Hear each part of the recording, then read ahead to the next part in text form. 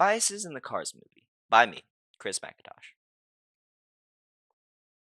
My childhood was a blast, filled with video games, soccer, and many hours of cartoons, from Phineas and Ferb to Star Wars The Clone Wars. However, Cars will always hold a special place in my heart.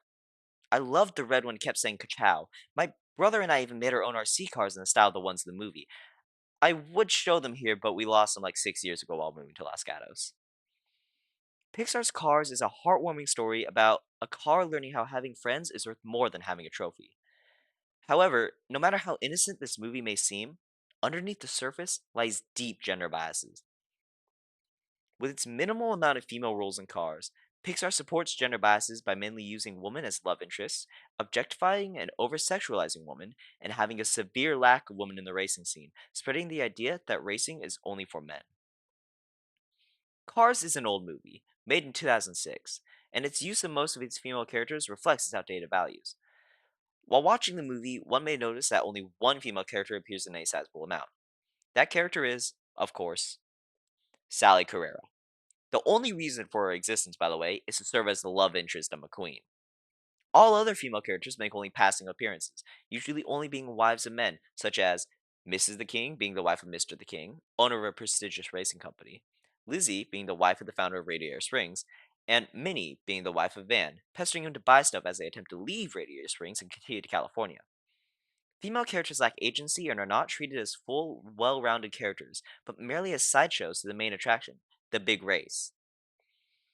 This example, in addition to two others soon to be mentioned, is important because it is a very successful kids movie watched by millions of children around the globe.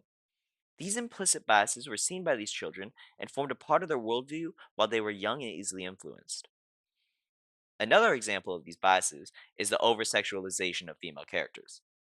At the very beginning of the movie, Lightning McQueen is holding a press conference when a pair of female fans named Mia and Tia drive up to him and flash their headlights, as seen here. I'm Mia. I'm Tia. We're like your biggest fans. Ka-chow! I love being me.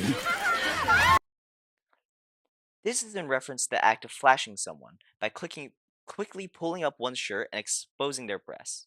This sexual innuendo is very out of place for a children's movie, and even worse is how McQueen responds by just saying he loves being him. These characters do not progress the story in any meaningful way other than showing how McQueen was arrogant and a bad person before meeting the people of Radiator Springs.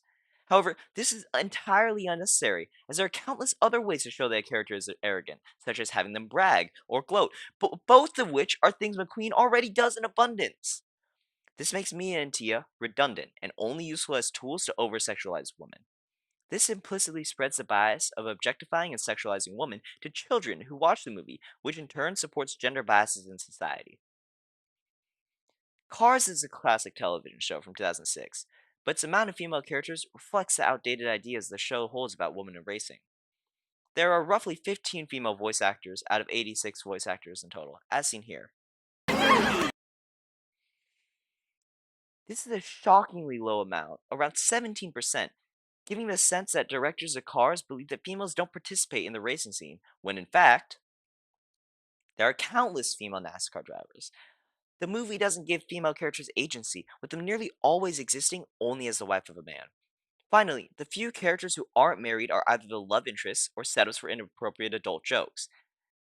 However, it is important to remember that just because a movie is popular doesn't mean it is immune to bias, and all movies should be shown to kids with this in mind, and, if necessary, be explained to stop the kids from developing warped and biased worldviews.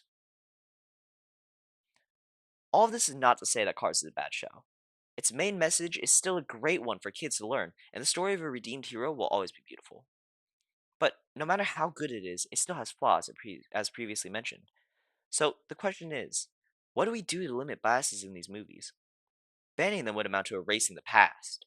But nearly every movie that is created will inevitably have biases that, while not noticed at the time, will be easily seen and criticized decades into the future. So I ask you, the audience, is there a solution able to be implemented that will fix this problem? Or must we simply wait until our childhood movies get torn down for their unforeseen faults? If there is a solution, can we future proof it for any new forms of media that doesn't exist yet? Cars is a beautiful movie, but it is marred by the biases placed in it by unconsciously biased directors. So, What can we do to fix it?